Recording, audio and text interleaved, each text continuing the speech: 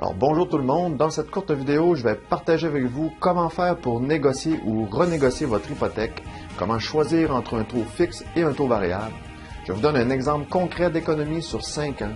Je vous explique les mises en garde lorsque vous signez votre prêt hypothécaire, à quel moment de l'année devriez-vous magasiner pour votre hypothèque et je vous explique la différence entre un prêt ouvert et un prêt fermé. Ça va peut-être vous surprendre, mais seulement 50% des gens tentent de négocier ou renégocier leur taux d'intérêt hypothécaire lorsque vient le temps de renouveler ou lors d'un nouvel achat immobilier. C'est absolument incroyable puisqu'en négociant, on peut avoir une réduction de 1 à 1,25% pour un prêt hypothécaire fermé sur 5 ans. Même si cette différence peut paraître minime à première vue, elle peut vous faire économiser des milliers de dollars au terme de votre emprunt. Je suis Philippe Promartin, expert en analyse financière et cofondateur de Sécurité. Pour négocier votre taux d'intérêt hypothécaire, tout d'abord, allez voir votre institution financière. Vérifiez aussi les offres des autres banques et autres institutions financières en consultant leur site web et n'oubliez pas que les taux affichés peuvent être négociés. Vous pouvez aussi avoir recours au service d'un courtier hypothécaire pour vous aider dans vos démarches et trouver le prêteur qui vous offrira les meilleures conditions et le meilleur taux d'intérêt. Voici quelques trucs que vous devez savoir pour négocier votre hypothèque. Premièrement, n'acceptez jamais la première offre qui vous sera faite et magasinez votre prêt hypothécaire auprès de plusieurs institutions financières. Plus vous avez d'économies et de placements auprès de la même institution financière, bien meilleures seront vos chances d'obtenir un taux d'intérêt avantageux. Mais n'oubliez jamais que votre demande sera évaluée en fonction de la qualité de votre dossier de crédit. Je vous suggère de négocier toujours le taux affiché à la baisse, au moins 1% plus bas. Et encore une fois, n'acceptez jamais le taux affiché. C'est aussi une excellente idée que de décrire vos démarches auprès de la personne avec qui vous tentez d'obtenir un prêt hypothécaire. Ça va vous aider à négocier. Dites-lui tout simplement ce que vous avez obtenu ailleurs. Et si vous n'êtes pas un très bon négociateur, bien vous pouvez vous faire aider par un courtier hypothécaire. Les services d'un courtier hypothécaire sont gratuits puisque c'est l'institution financière qui défraie les honoraires du courtier pour chaque prêt. Donc voici maintenant un exemple d'économie réalisée avec un taux d'intérêt plus bas. Si vous avez un prêt hypothécaire par exemple de 300 000 remboursable sur 25 ans avec un taux d'intérêt fixe à 5 %, vous aurez des paiements mensuels de 1 786,70 $. Si votre taux est de 4 %, c'est-à-dire 1 % de moins, alors ça va vous coûter 1 615,94 $ par mois, qui fait une économie de 2 049 $ par année, soit près de 10 245 $ pour la période de 5 ans. Ce n'est vraiment pas négligeable comme économie.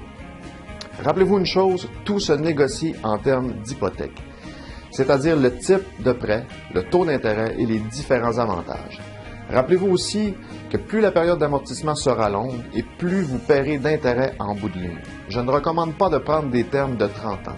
Allez-y plutôt pour 25 ans maximum et même pour 20 ans si c'est possible. Vous paierez ainsi beaucoup moins d'intérêt. Une astuce maintenant pour la fréquence de vos paiements. Si c'est possible pour vous, il est très avantageux de payer aux 2 semaines ou même à toutes les semaines plutôt qu'une seule fois par mois. Vous rembourserez ainsi plus rapidement et vous paierez moins d'intérêt. Parlons maintenant du type et du terme du prêt. Voulez-vous un prêt ouvert ou un prêt fermé sur une période de 6 mois, 3 ans ou 5 ans? Donc, un prêt ouvert aura un taux d'intérêt plus élevé, mais vous pourrez rembourser en tout temps. C'est parfait si vous avez l'intention de vendre votre propriété à court terme. Vous éviterez de payer des pénalités pour un remboursement anticipé. Donc, ce type de prêt apporte énormément de liberté. Un prêt fermé aura un taux d'intérêt moins élevé qui pourra être fixe ou variable pour la durée déterminée qui est généralement de 6 mois, 1 an, 2 ans, 3 ans, 4 ans ou 5 ans. Attention toutefois, il y aura une pénalité si vous vendez votre maison ou si vous allez voir un autre prêteur avant la fin du terme. Ça peut être très frustrant de devoir payer cette pénalité. Un prêt fermé est donc bien si vous désirez plus de sécurité et vous ne prévoyez pas vendre du tout à court terme. Personnellement, je vous suggère d'opter pour une hypothèque avec un taux variable qui a des taux plus bas que les taux d'intérêt fixes. Vous sauverez généralement de 0,5 à 1 % en intérêt. À long terme, il est prouvé que vous allez ainsi économiser énormément d'argent, sauf peut-être dans ces temps-ci où les taux d'intérêt sont historiquement bas. Encore une fois, l'hypothèque fermée égale sécurité et paix d'esprit, mais la sécurité peut vous coûter des milliers de dollars par année. La seule raison pourquoi je prendrais une hypothèque fermée est si j'anticipais une augmentation importante des taux d'intérêt dans les mois ou les années à venir. Quand devriez-vous magasiner votre hypothèque? La plupart des grandes banques atteignent leur quota l'automne et elles deviennent plus sélectives pour les consommateurs. Alors, selon les experts, le meilleur moment pour magasiner une hypothèque serait généralement entre les mois de février et les mois d'août. Si vous renégociez votre hypothèque, il est recommandé de renégocier au moins 3 mois avant la fin de votre terme. Surtout, ne soyez pas fidèle à votre prêteur actuel car vous trouverez probablement mieux ailleurs. La compétition sera même prête à payer le frais de notaire pour vous avoir. Une petite mise en garde néanmoins lorsque vous signez un contrat hypothécaire. Vérifiez bien les pénalités pour une hypothèque fermée. C'est important si, par exemple, vous vendez votre maison avant la fin du contrat. Vérifiez aussi si votre prêt hypothécaire est transférable à l'acheteur sans pénalité ou si, par exemple, vous décidez de changer de propriété.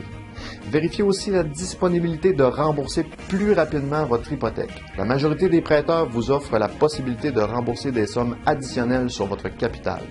Ces montants peuvent varier d'une institution financière à l'autre, mais généralement, c'est 15 à 25 % du montant original à votre prêt que vous pouvez rembourser annuellement.